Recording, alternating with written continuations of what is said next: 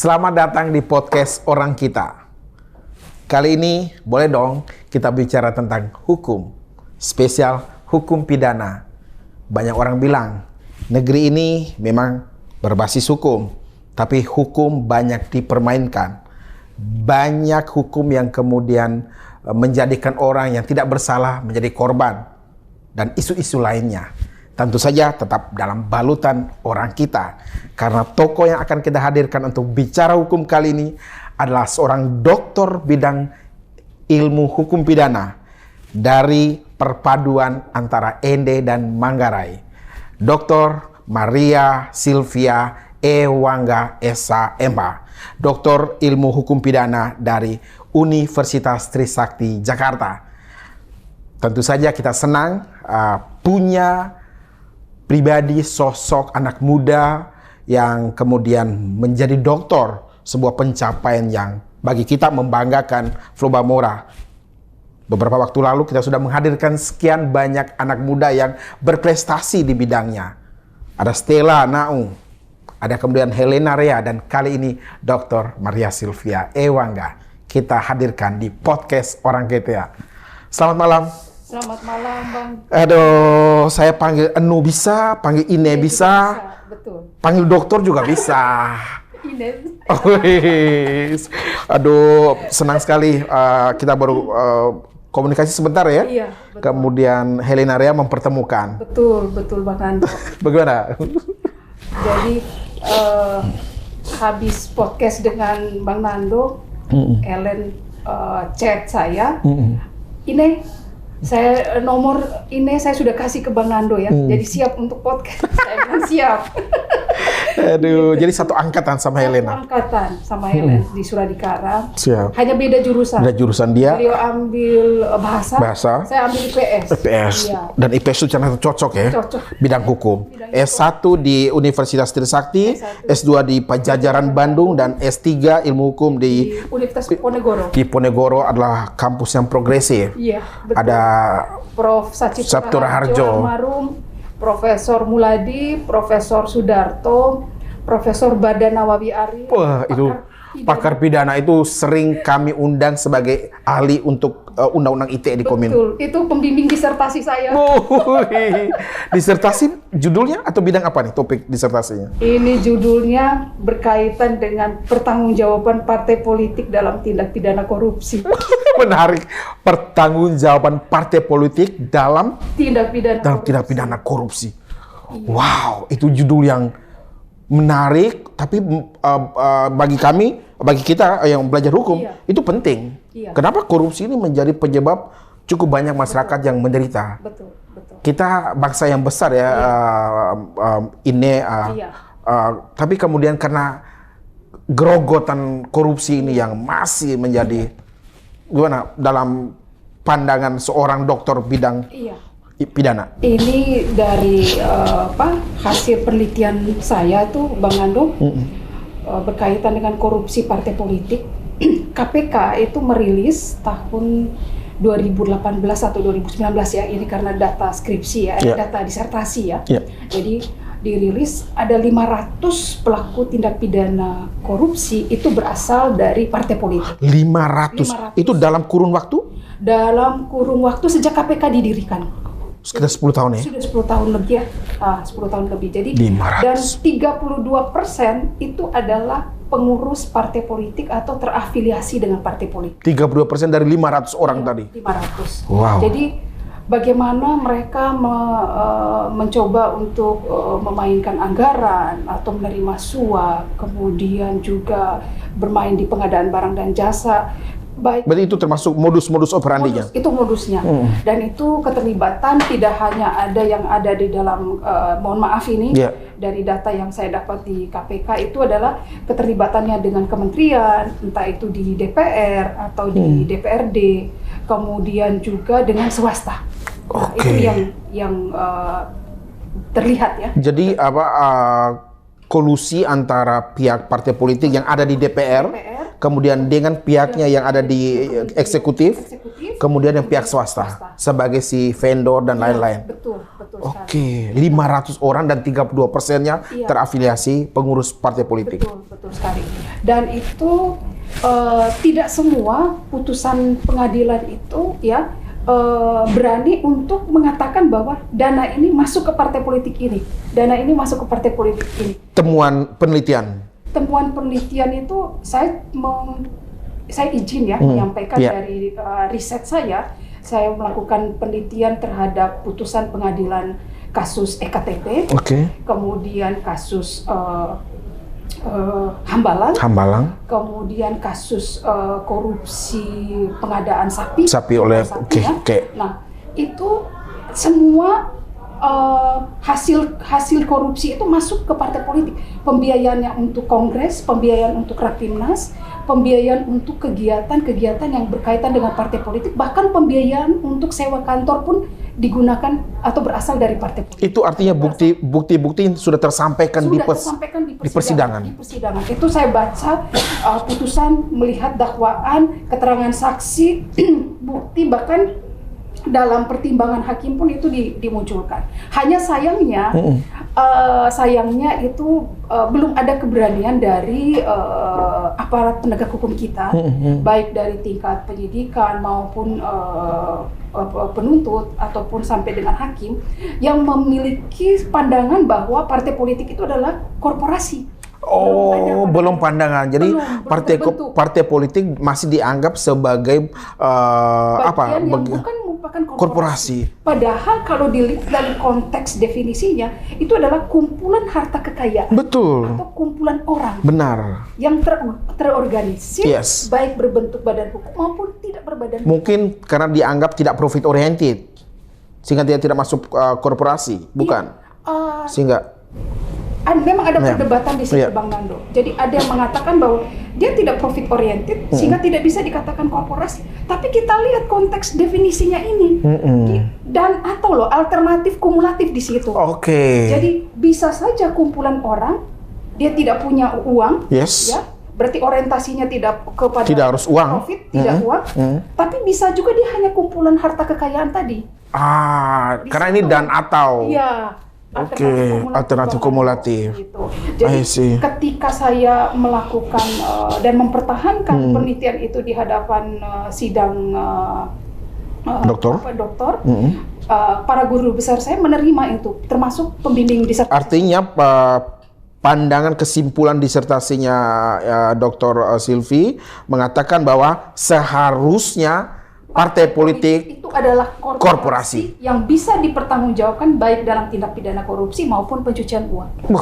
Gitu. Menurut saya itu menarik karena selama ini kasus itu kemudian hanya dianggap sebagai oknum. Iya, betul. Oknum seberapa sih? Iya. 1-2 orang? Betul.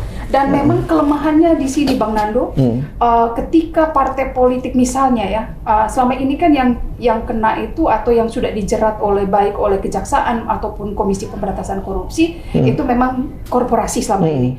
Data yang saya dapat itu dari hasil disertasi itu 5 ya. Mungkin kalau sekarang sudah berkembang jauh sekitar 10 korporasi ya. 10 atau 15 mungkin korporasi yang di ini. Hanya saja ketika sudah dinyatakan bahwa mereka itu adalah pelaku tindak pidana korupsi yang berasal dari korporasi, itu langsung mereka merubah nama korporasinya.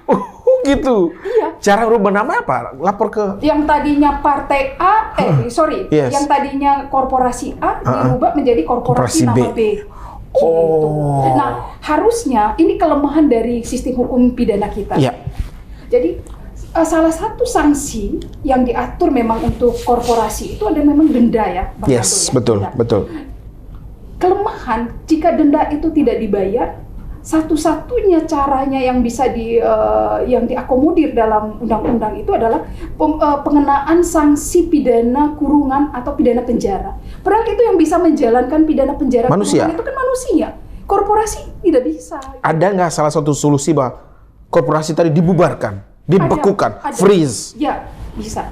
Hanya saja itu akan kembali lagi kalau saya berpandangan gini, Bang Nando, izin. Saya menyampaikan bahwa pencabutan haknya.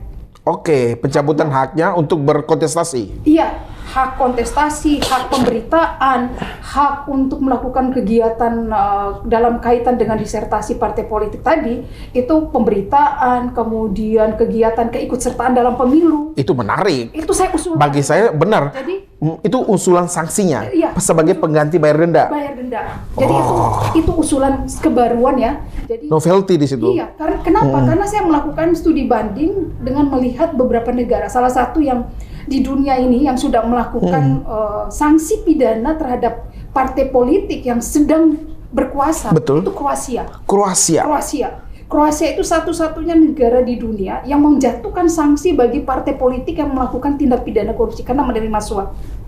Perbandingan negara lain, Amerika Serikat misalnya, belum terjadi? Amerika Serikat, saya belum temukan. Tidak masuk dalam saya tidak masuk dalam riset saya. Kemudian yang saya temukan itu kalau negara lain kayak Turki, beberapa negara yang lain di Mesir, itu adalah berkaitan dengan ideologi. Bertentangan dengan ideologi negara. Kalau di Indonesia ini kan baru satu-satunya itu ormas HTI ya, dianggap terlarang ya, melanggar ketentuan. Ya, untuk partai politik belum ada. Belum ada. Ya, gitu. Menarik sekali ya, Dr. Sylvie ya. Sebagai anak hukum saya bisa memahami bahwa ketika partai politik melaksanakan perannya yang kemudian kita tahu bahwa dalam konteks politik kita sebagai negara demokrasi, partai politik sangat penting. Dia melakukan regenerasi, rekrutmen, pengkaderan. Ketika dia melakukan tindak pidana korupsi, pencucian uang, seharusnya dia harus ditindak tegas. Bukan hanya pribadi, oknum, pegawai atau kadernya, mestinya partai politiknya. Supaya apa? Supaya situasi politik, situasi demokrasi kita tumbuh sehat. Betul sekali Bang Nando. Dan itu pencabutan izin untuk tidak ikut dalam baik pemilihan presiden, pemilihan wali kota, kepala daerah lain atau anggota DPR, itu kita bisa batasin, misalnya dicabut izinnya 5 tahun. Betul. Jadi hakim bisa mencabut izin itu. Itu bagian dari keputusan hakim tadi. Sehingga ada memang mungkin terlalu besar, hajar tinggi, sampai 10 tahun. Kalau tidak hanya kecil, kayak 2 tahun. Bang Nando bayangkan ya, dari 500 pelaku tindak pidana korupsi yang itu 32%-nya adalah terafiliasi dengan partai politik, hanya 26 orang yang dicabut hak politiknya. Hanya 26 Bang. Dari 500? Hanya 26. Aduh, berapa persen? Sangat kecil. Jadi misalnya kepala daerah ini, kepala daerah atau anggota DPR yang berasal dari partai ini, ketika dinyatakan bersalah oleh hakim di pengadilan, itu hanya dikenakan pidana penjara sekian tahun, denda sekian, pembayaran ganti rugi sekian, pencabutan hak politiknya. Ada yang dijatuhkan 3 tahun, ada yang ketika mengajukan upaya hukum kasasi itu dibatalkan dibatalkan lagi. Padahal hakim pengadilan tingkat pertama di pengadilan negeri itu sudah mencabut hak politiknya untuk 5 tahun. Artinya dari disertasinya Dr. Sylvie mengatakan bahwa partai politik kita belum punya niat baik. Artinya artinya untuk kemudian menindak para kadernya yang melakukan tindak pidana korupsi, pencucian, yang bagi kita ini hal yang harus kita lakukan pemberantasan. Reformasi birokrasi, reformasi setelah tata kelola pemerintahan yang baik.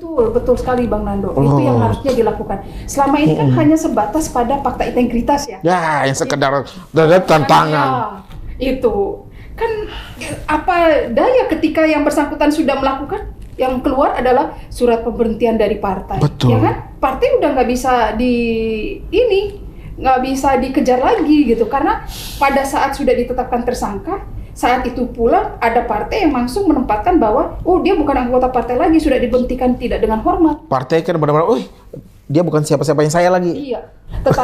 Tapi kalau itu bisa bekerja sama dengan PPATK untuk menelusuri bahwa dari tindak pidana korupsi yang dilakukan oleh pengurus partai tadi, bahwa ditemukan ada aliran dana yang masuk ke partai politik melalui bendahara misalnya, atau melalui pengurus atau melalui kegiatan tadi disampaikan rakernas macam-macam, kemudian kongres, itu bisa dikenakan itu. Tadi disebutkan salah satu yang dibahas adalah hambalang. Hambalang kan kita tahu yang di persidangan itu benar-benar ada bukti yang kemudian mengalir pada peristiwa Rakernas, sebuah partai besar kala itu, partai yang sedang berkuasa.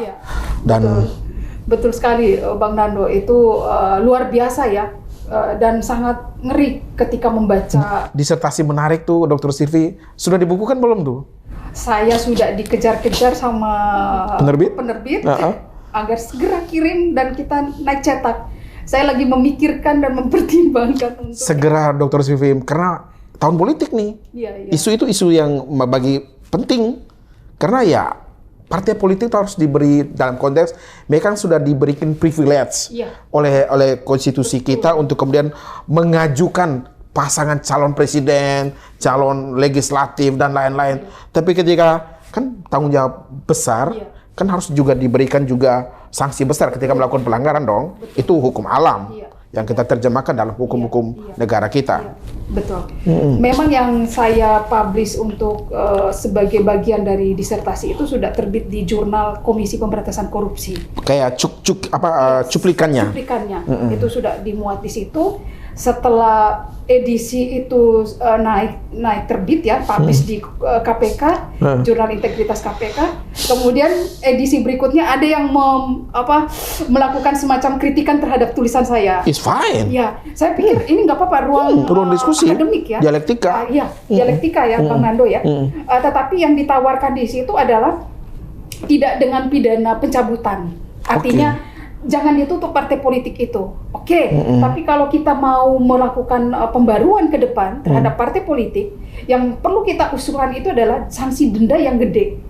Misalnya, kalau misalnya kayak di Inggris itu Bang Nando, korporasi ketika melakukan tindak pidana, itu dendanya itu bisa sampai 2 juta US dollar, pound sterling. Bayangkan 2 besar juta, itu besar sekali. Kali sekarang nilai tukar 20.000 udah. Jika tidak bisa membayar, maka bisa diberikan cara pembayarannya dengan angsuran. Itu kan bagus. Di Indonesia kita belum, Bang Nando. Artinya apa? Artinya uang tadi bisa dipakai oleh rakyat kita lah. Iya, betul. Bisa digunakan untuk pembangunan sekolah, rumah sakit, jalan raya, fasilitas yang lain yang untuk kepentingan masyarakat banyak kan? Betul. Gitu. Menarik. Tadi kalau buku belum ada penerbit yang cocok, nanti kita bisa tawarkan ke penerbit Lamalera. Siap. Itu bersama Amabona Beding ya. Siap. Kita atur ya secara offline pertemuan dengan Dr. Silvi, dokter kita dari Flobamora untuk sesekalikan topik hukum lah di penerbit Lamalera. Selama ini kan sosial budaya, filsafat, teologi, hukum lah sesekali ya.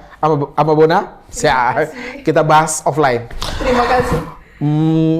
Ternyata Dr. Silvi ini sudah menerbitkan 5 buku. Betul. Bang. Senang menulis? Jadi hobi menulis itu sejak kuliah ya Bang Nando ya. Jadi itu biasa kan Bang Nando, kita anak rantau, kos-kosan. Menarik nih. Jadi kuliah demi tambahan penghasilan ya. Biar bisa survive. Setiap ada lomba penulisan karya ilmiah, lomba apapun itu saya pasti ikut Bang Nando. Oh gitu. Ya, jadi satu kali saya ikut lomba nih, ada beberapa dalam rangka Dis Natalis Trisakti. Jadi mengadakan lomba untuk mahasiswa. Hadiahnya ada yang paling tinggi itu 2,5 juta, kemudian 1,5 juta dengan 1 juta. Itu tahun itu tinggi loh. Tinggi Bang Nando. Iya, 9798. Betul banget. Jadi kemudian saya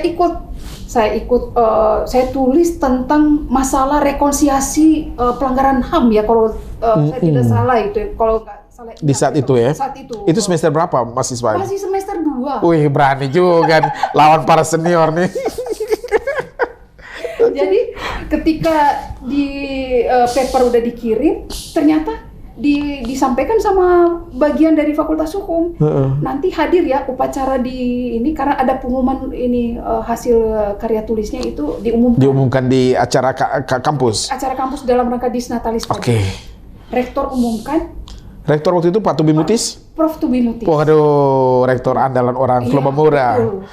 Jadi ketika beliau umumkan dan tahu nama Maria Silvia Wangga, Anda itu dari mana? Prof, izin saya dari Flores. Bapak itu dari Endelio. Mama ini Campur. jadi campuran Manggarai dan Endelio. Mama Rowereke. Wah, ini Wangga ini tidak asing, ini masih keluarga ini. Ya izin Prof, ini kebetulan Wangga itu kakek Wilhelmus Wangga, polisi. Oh ya itu pernah tugas di Ruteng. Tugas di Ruteng, tugas di beberapa tempat di daerah Flores. Kalau dulu itu Dansek ya, sekarang Kapolsek kan? Iya, komandan sektor dulu. Pada zaman itu ya, Bang Nanti. Jadi ketika beliau tahu ini anak Manggarai Ende, nanti besok menghadap sekretaris saya ya. Jadi uang yang sudah dapat lomba itu double lagi. Uang ofisialnya, lalu uang bonus lagi dari Profesor Tubi Mutis. Keren. Dan itu pertama kali ketemu beliau. Pertama kali ketemu beliau. Jadi saya masuk ke S1 Trisakti itu sama sekali belum mengenal siapa-siapa.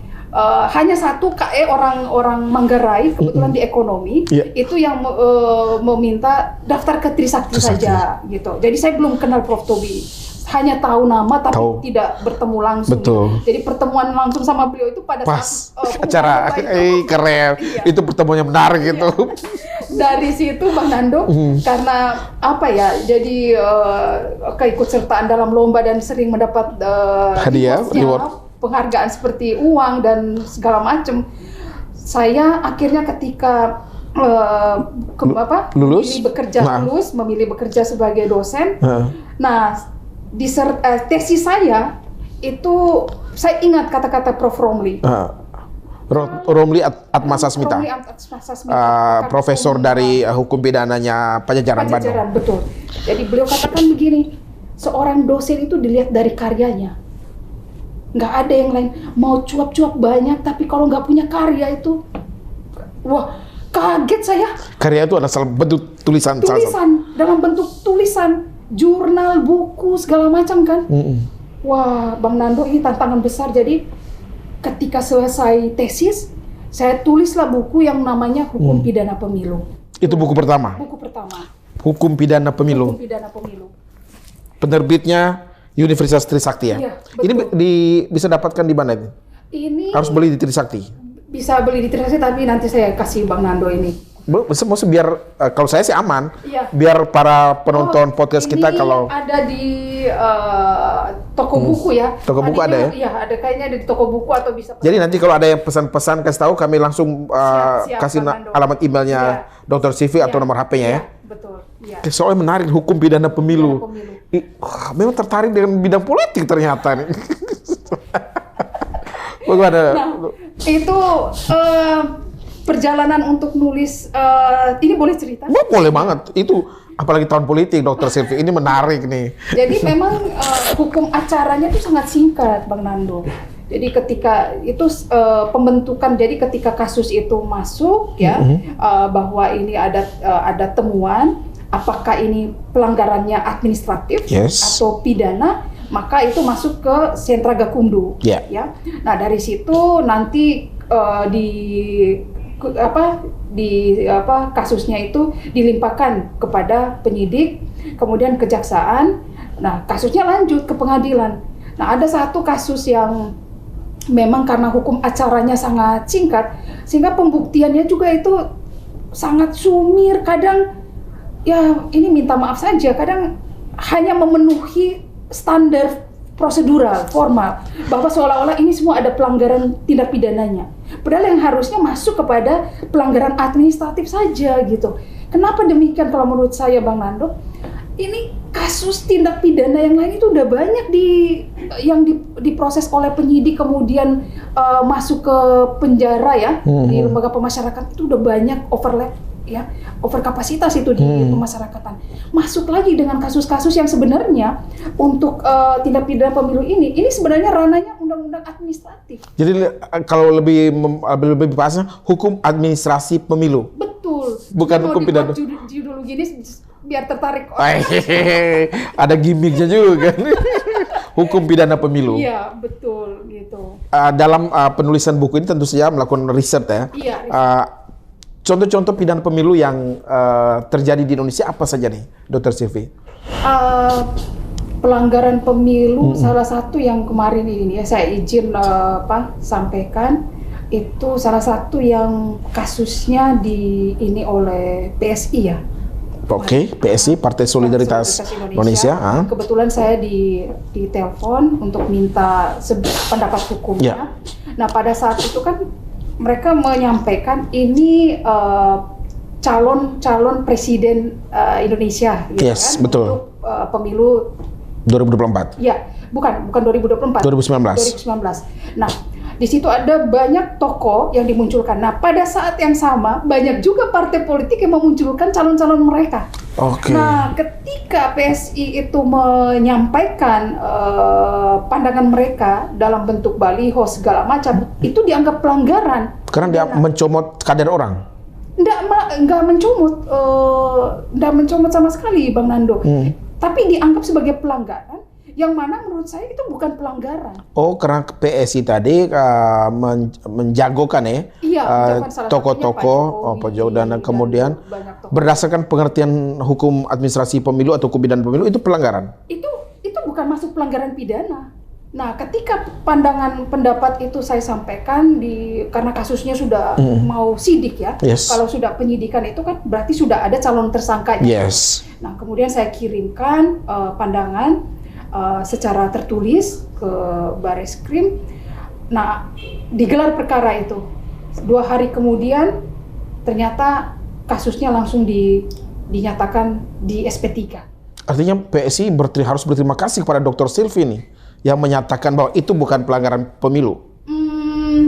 Terlepas apakah itu karena pandangan saya atau bukan. Tapi kan setidaknya itu bagian yang tidak terpisahkan dalam proses penyelidikan tadi. Saya langsung mendapat beberapa chat, telepon dari beberapa teman. Ada yang menyampaikan terima kasih, kemudian ada yang menyampaikan ini tolong hadir nanti ada wawancara live dengan Kompas TV. Bersedia apa tidak berkaitan dengan kasus PSI itu. Itu ada bisa dilihat di Kompas TV ya, di arsipnya ya. Iya, arsip. Menarik ini, artinya yang Dr. Silvi mau sampaikan bahwa tidak sedang mendukung partai politik tertentu, tapi berdasarkan ilmu hukum yang dipahami dari S1, S2, S3, ini loh duduk persoalannya. Tempatkan pada porsinya. Iya, karena kalau PSI mau dinyatakan pengurus PSI pada saat itu dinyatakan melakukan pelanggaran, berarti partai politik lainnya ada Nasdem, PAN, itu semua harus kena. Tidak boleh tidak, saya katakan. Karena konteksnya sama. Konteksnya sama-sama mencalonkan, memberikan pengumuman kepada masyarakat, ini calon-calon presiden mereka. Padahal dalam pemahaman kita sebagai nalar logika normal aja bahwa partai politik adalah sebuah instrumen yang memang menyampaikan kepada publik tokoh-tokoh terbaik. Kader-kader yang akan mereka usulkan. Tidak mesti dari partainya sendiri. Tidak mesti dari partainya sendiri. Tapi ketika mengusulkan resmi baru itu doang. Ya. Ketika hanya menjagokan di baliho, saat itu belum ada pidananya. Bagian dari pendidikan politik untuk masyarakat kan. Oke. Jadi itu buku pertama. Buku pertama. Iya. Hukum pidana pemilu. Iya. Buku kedua?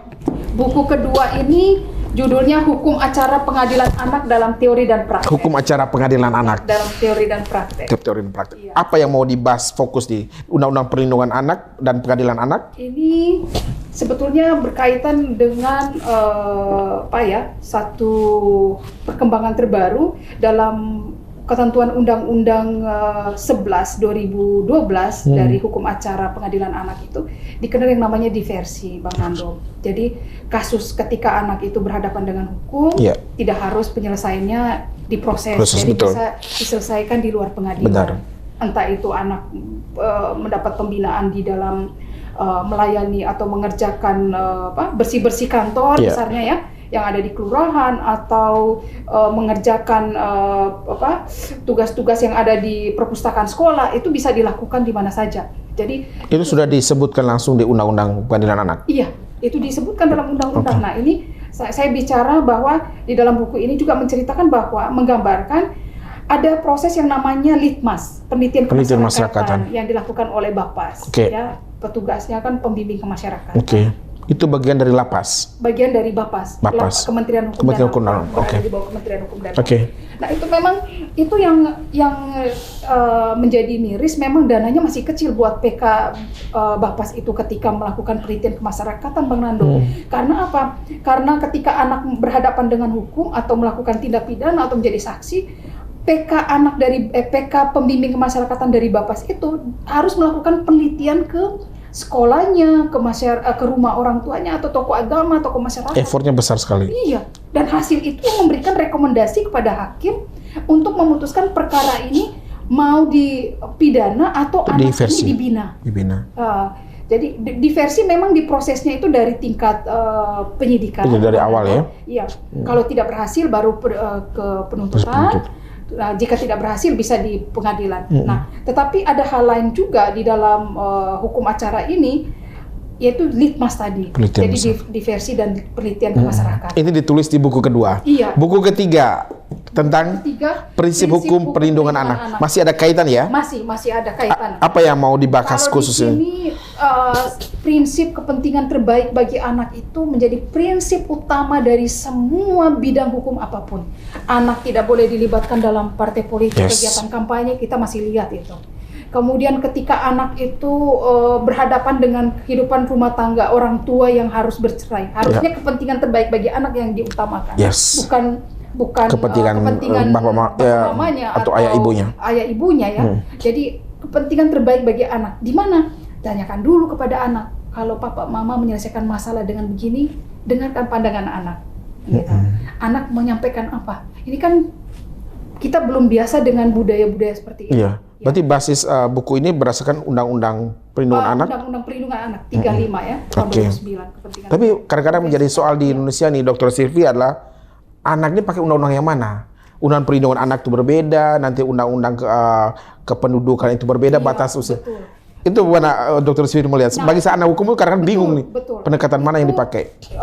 Untuk mau buat KTP harus 17 tahun. Betul. Kemudian untuk mau misalnya anak itu mendapatkan tawaran kerja untuk iklan misalnya ya, atau syuting film. Itu 21 tahun. 21 tahun harus, kalau belum 21 tahun izin orang tua. Yeah. Nah, kemudian Undang-Undang Perlindungan Anak ini 21 tahun ya, Bang Nabil. Ya.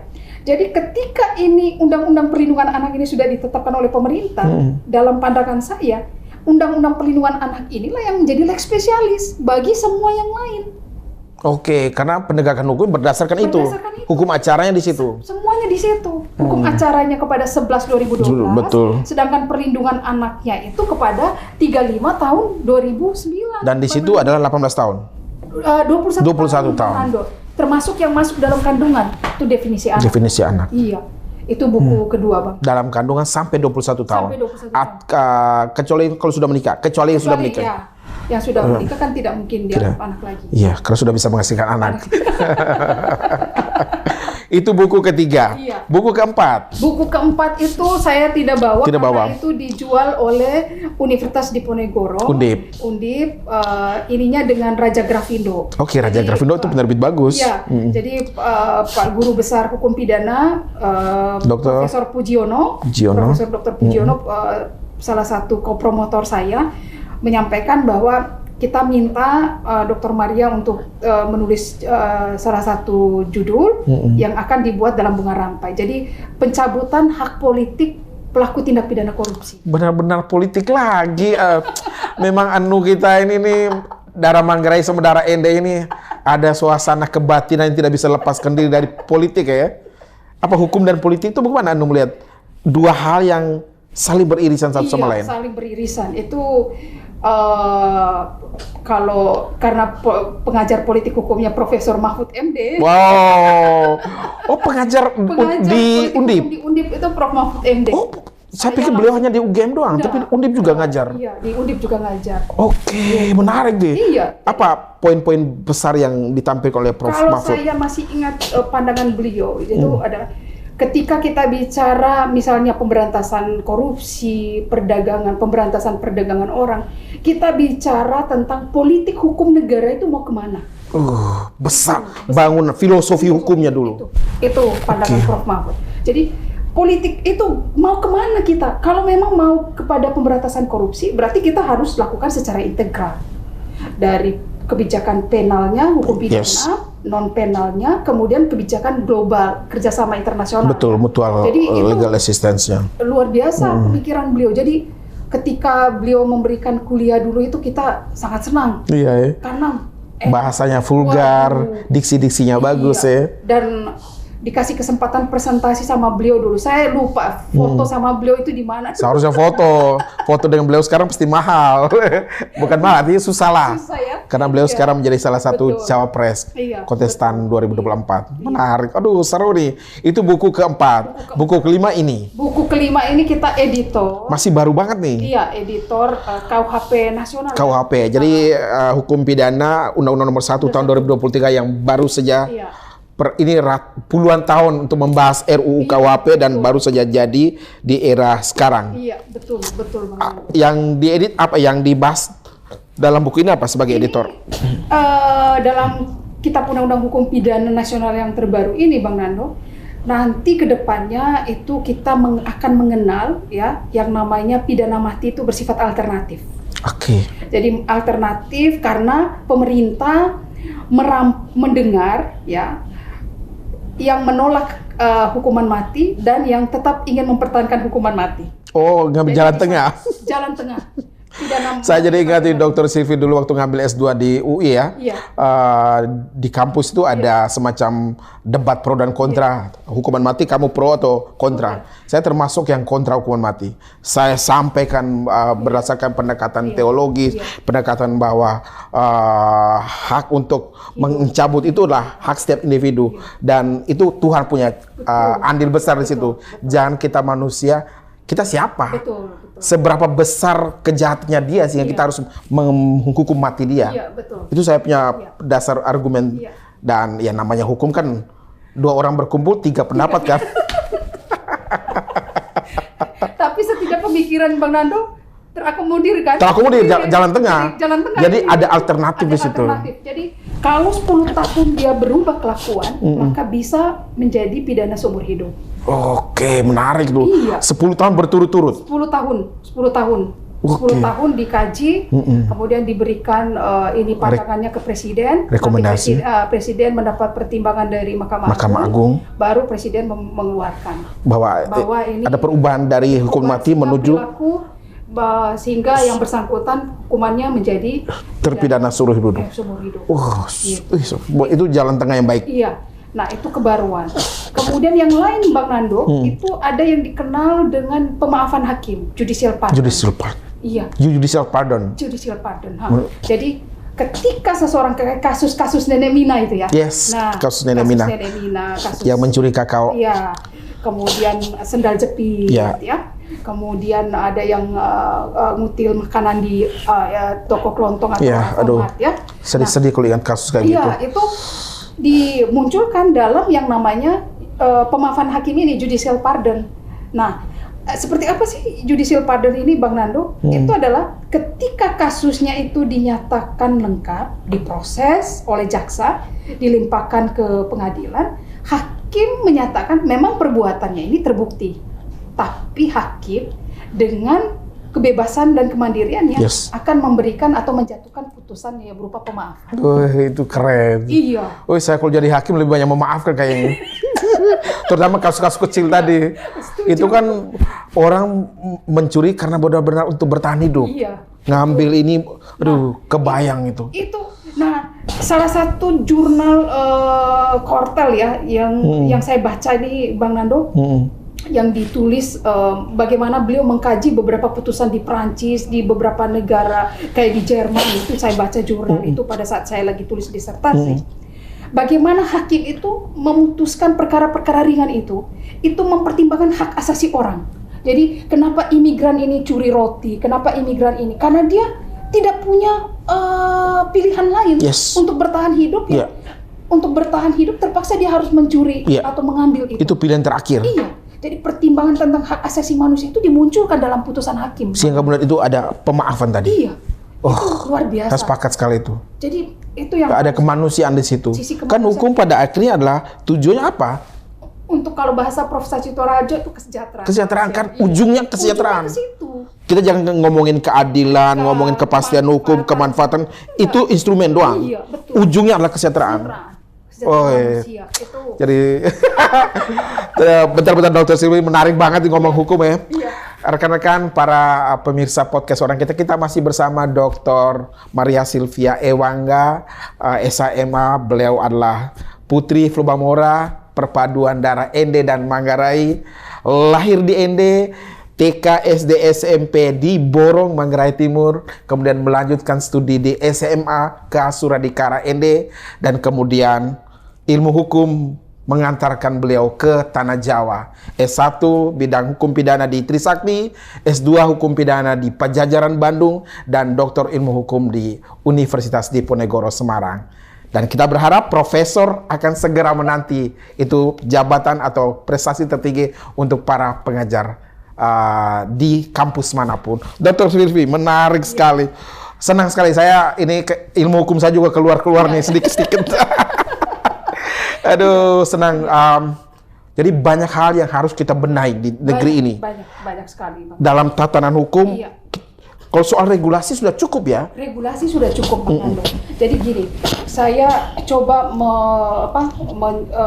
meminjam atau pemikiran dari Prof. Mahfud sama Prof. Bada ya. Ya, Barda Nawawi. Kita bicara konteks bagaimana kita meminimalisir pemberantasan korupsi atau semua tindak pidana. Itu kebijakan integral, baik penalnya, kita lihat tahap formulasi kita sudah punya banyak undang-undang. Wah, luar biasa. Banyak sekali tahap. Kalau kita dikatakan itu benar-benar udah kayak kita punya semua undang. Padahal di Belanda itu hanya dalam KUHP, Bang Ando. Satu di dalam satu buku, dalam satu kitab. Satu kodifikasi. Sedangkan kita itu ada undang-undang pemberantasan tindak pidana korupsi, ada undang pencegahan pencucian uang, pemberantasan perdagangan manusia. Kita sudah tidak lagi kontinental ya. Iya. Kita sudah perpaduan kontinental dan Anglo-Sakson. Iya. Kalau bahasa Prof. Mahfud itu prismatik. Sistem hukum prismatik itu. Apa tuh? Jadi tidak hanya bukan kekuasaan itu ya satu-satunya, tetapi juga hukum itu menjadi sumber atau sistem yang harus dijunjung tinggi gitu. Oke, prismatik istilahnya. Prismatik. Baru dengar saya nih. Oh, baru dengar dari Prof. Mahfud sekarang. Mudah-mudahan saya tidak keliru. Nggak apa-apa. Nanti kita menjelaskan ini, tapi sistem hukum prismatik. Gitu. Mudah-mudahan kami juga bisa menghadirkan Prof. Mahfud di podcast orang kita. Tidak mungkin lah, itu ibarat pungguk merindukan bulan lah. Apa sih podcast orang kita kan masih kecil. Saat ini masih 21.000 subscriber. Segala sesuatu bukan tidak mungkin. Baik. Siap. Dr. Sylvie, kita ke NTT. Iya. Bagaimanapun podcast orang kita ini dedicated for Nusa Tenggara Timur lah. NTT salah satu persoalan hukum yang cukup mengemuka ya, Dr. Sylvie, yang bikin hati kita miris adalah perdagangan orang. Iya, betul. Bagi kami di podcast orang kita ini isu yang sepantasnya kita bicarakan tidak pernah henti, tak boleh henti. Betul. Sampai kasus-kasus di sana berkurang, bila perlu hilang. Kenapa? Karena dalam perdagangan orang yang dipertontonkan betapa manusia menjual orang lain, memperdagangkan orang. Ini hal-hal yang secara martabat kemanusiaan itu menyakitkan kita sebagai imago Dei, citra Allah tadi. Bagaimana Dr. Sylvie melihat? Iya, jadi Bang Nando, kalau kita bicara, tadi betul saya setuju sekali, sudah banyak ya termasuk podcast orang kita menghadirkan dan membicarakan topik tentang perdagangan manusia. Kalau kita bicara bagaimana pemberantasan dan penegakannya atau pencegahannya, itu tidak lain dan tidak bukan harus secara integral. Jadi ini mohon maaf kalau saya mengulangi bahwa yang namanya integral itu kebijakan penalnya misalnya tahap formulasinya. Dari Undang-Undang 21 tahun 2007 ini, itu gimana di tingkat peraturan pemerintahnya, peraturan presiden udah ada tentang gugus tugas. Nah, bagaimana peraturan gugus tugas ini sudah terimplementasi dengan peraturan gubernur dan peraturan bupati wali kota. Untuk implementasinya.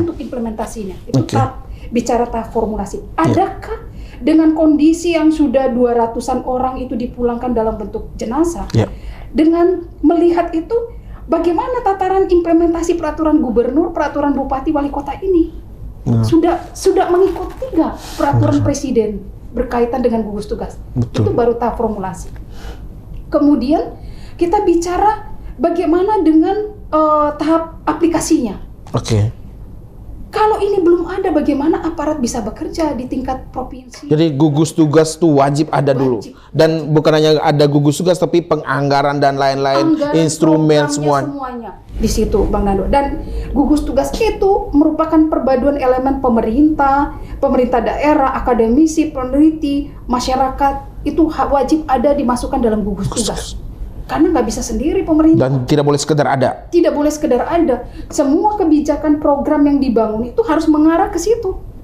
Dan sesuai dengan hasil riset, udah banyak riset. Padma Indonesia, banyak jadi teman-teman. kalau soal riset jangan diragukan lagi. Tinggal diolah risetnya tadi dan bagaimana tegakkan. Kebijakan itu diimplementasikan. Ya Bang Nando ya. Nah, di situ tahap formulasi kemudian aplikasi. Eksekusinya gimana?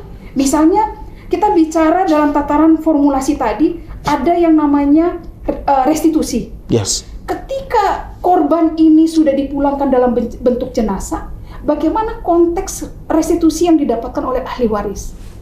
Ini harus data yang disampaikan. Misalnya dari 200 ini, ini masuk dalam kasus tindak pidana perdagangan orang.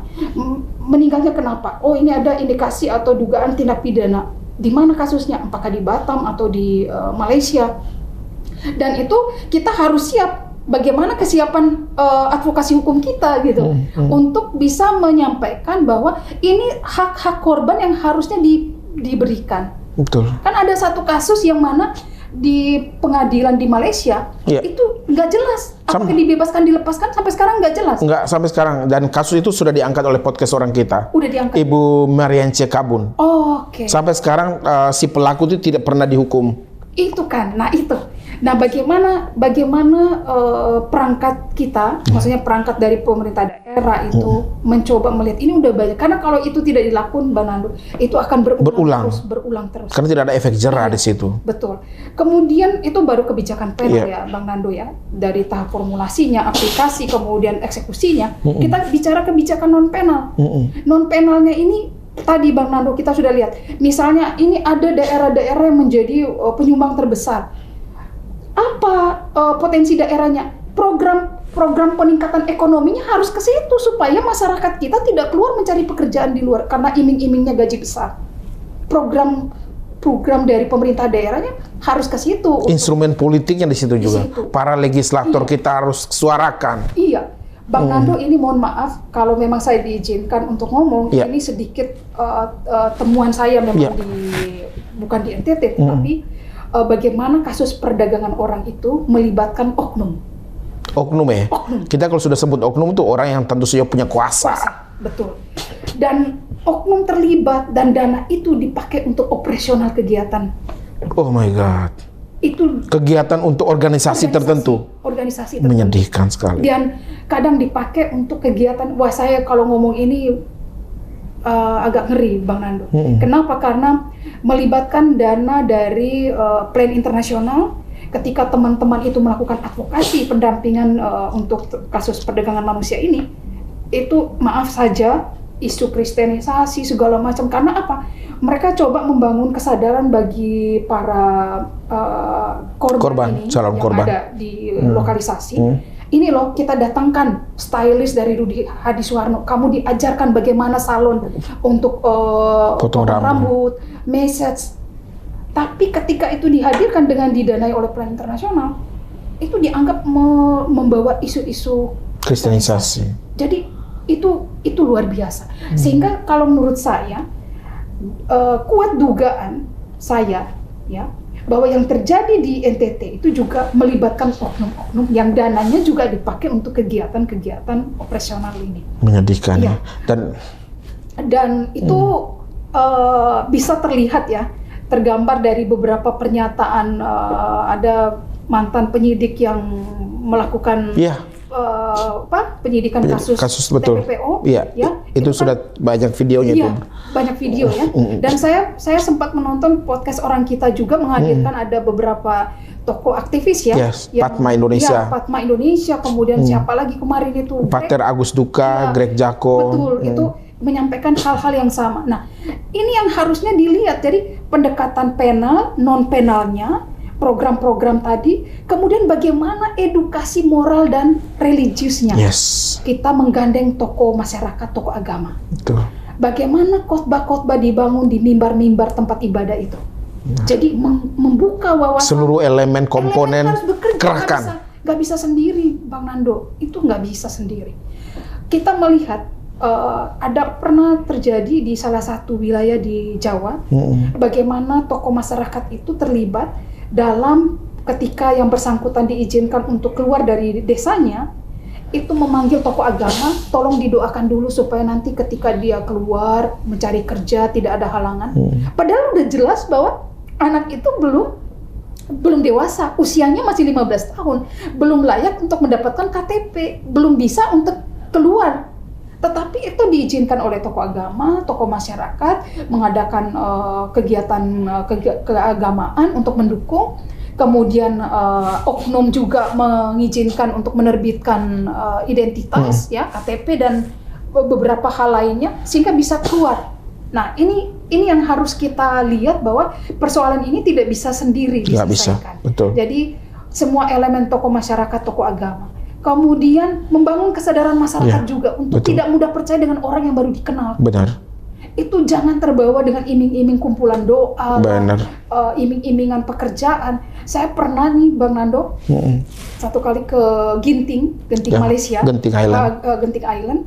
Itu saya temu salah satu pekerja di sana, orang NTT, orang kita. Saya tanya, saya bilang, Ade, saya minta maaf, saya boleh tahu tidak? Kenapa? Kamu dari mana? Saya dari NTT, Ibu. NTT-nya mana?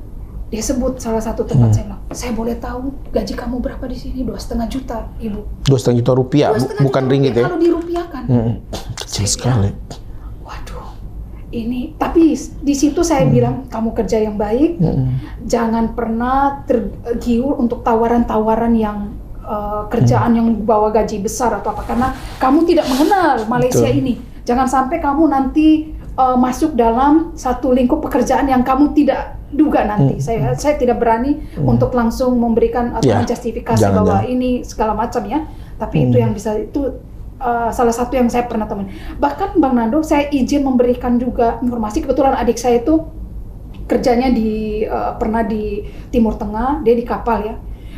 Dia pernah temukan salah satu TKI yang kehabisan duit, nggak punya apa-apa di bandara di Dubai itu. Terpaksa dia kasih uang untuk ini. Jadi kamu ini saya kasih uang. Hanya untuk balik ke tanah air. Salah satunya uang itu supaya bisa dipakai untuk menghubungi kedutaan dulu. Oke. Ya kan? Betul. Nah itu yang bisa dilakukan. Jadi banyak hal Bang Nando. Dan lebih dari itu mungkin pemerintah pun harus menyediakan lapangan pekerja sebanyak-banyaknya. Program kerja itu tadi yang mendukung kan. Infrastruktur pun kalau perlu pakai yang menyerap tenaga kerja lebih banyak. Pendidikan juga begitu. Jadi bicara perdagangan manusia itu dari program kerjanya menyediakan lapangan pekerjaan, keterlibatan bagaimana advokasi, kemudian dari segi moral, edukasi, religius, keterlibatan tokoh agama tadi ya. Perlu bekerja lebih keras kita sebagai orang Nusa Tenggara Timur karena NTT cukup besar angkanya. Iya. Dan salah satunya podcast orang kita sudah melakukan itu kan, mengedukasi, mengliterasi, menyuarakan terus. Betul. Kan? Ini dan tidak akan pernah henti. Iya. Dan salah satu rencana kita juga nih, Dr. Sylvia, adalah bersama kemarin dengan Anu Helena, bahwa kita ingin menggagas yang namanya kakak besar orang kita. Di mana konsep itu kami membayangkan bahwa kita di Jabodetabek atau Jawa pada umumnya menginisiasi sebuah gerakan kakak asuh lah, kakak besar ini, sehingga adik-adik kita yang dari Flobamora, dari Sumba, dari Timur, dari Alor, dari Flores itu ketika mereka datang ke Pulau Jawa untuk menuntut ilmu yang lebih baik tentu saja, mereka tidak kesulitan untuk mengakses. Karena dalam beberapa kasus kita tahu bahwa adik-adik kita ini kebingungan mau mencari kampus yang mana yang cocok dengan passionnya, yang cocok dengan kantong bapak mamanya juga kan. Betul. Karena kuliah itu bukan hanya soal kita mau belajar tapi juga menyesuaikan dengan kondisi keuangan keluarga sehingga tidak putus di tengah jalan yang akhirnya menimbulkan stres. Jadi kami membayangkan akan coba kakak besar orang kita. Dr. Sylvia siap untuk menjadi chapter di Universitas Trisakti? Siap mendukung program kakak besar podcast dari podcast orang kita. Siap. Aduh, thank you banget perbincangan yang menarik, hampir 1 jam ya. Luar biasa, nggak nyangka waktunya. Terasa Karena memang sesama anak hukum nih. Iya. Duh, saya memahami hukum udah lama banget ini. Ini S2 saya kan tahun 2007-2009. Udah sekian tahun yang lalu ya. Terus ke tingkat yang lagi ini S3. Berani tidak saya, aduh, saya masih takut-takut ya dokter. Benar, saya bingung. Saya walaupun S1 di UGM, S2 di UI, tapi kadang-kadang mau ngambil dokter nih. Kalau saya punya pandangan bahwa tidak semua S2 orang yang bisa lulus master itu harus ngambil dokter. Karena saya pikir orang ngambil dokter orang-orang yang punya kemauan, kemampuan, ada novelty untuk disertasi, research dan lain-lain, dan ada semangat daya juang yang tinggi. Dan tidak berhenti di dokter, dia harus terus menyampaikan ilmunya, ada research, ada menulis buku. Saya takut saya sih mungkin mencapai dokter saya bisa, tapi menulis bukunya lagi waktu saya takut di situ, dokter Silvi, yang kadang-kadang aduh mampu nggak ya, banyak banget yang udah minta nih, ayo Nando, tapi mungkin belum waktu Tuhan ya. belum, nanti mungkin pada saatnya. Tapi saya tidak pernah misalnya ketika saya hanya sampai di S2, nggak apa-apa. Toh tidak semua orang harus jadi dokter. Betul sekali itu. Siap. Dr. Silvi, terima kasih banyak atas perhatian. Kita akan ada sesi 2, sesi 3 nih. Siap. Terutama untuk isu-isu hukum. Siap. Karena saya akhirnya menemukan sebuah partner bicara yang sangat bagus untuk membicarakan hukum. Terutama hukum-hukum yang kemudian melibatkan atau terkait dengan isu Nusa Tenggara Timur. Karena kita di sini sangat mencintai NTT. Betul. Kita ingin setiap upaya kita berkolaborasi, berdinamika, berdialektika, ujungnya adalah kesejahteraan Nusa Tenggara Timur. Betul sekali. Kalau bukan kita siapa lagi? Kalau bukan kita siapa lagi? Kalau kita bora-bora nggak jelas, tidak ada ujungnya kesejahteraan, kata Profesor Mahfud MD, Pak Sachipto Raharjo, buat apa? Iya, buat apa? Oke, menarik. Kita sudah di penghujung dan terima kasih perbincangan yang menarik bersama Dr. Maria Silvi Ewangga, SHMA, doktor bidang hukum pidana pada Universitas Trisakti Jakarta. Beliau sedang mempersiapkan, mengedit untuk buku ke-6-nya berkaitan dengan pertanggungjawaban pidana partai politik. Kita harapkan buku ini segera terbit, apalagi ini di tahun politik. Kami terima kasih banyak Dr. Silvi, sukses selalu. Semoga profesornya segera profesor hukum pidana. Oh, menarik. Sehingga kemudian isu-isu hukum kita bincangkan jauh lebih bagus lagi di masa depan. Demikian podcast Orang Kita. Salam sayang kami dari kawasan Monas untuk Flubamora tercinta. Selamat malam.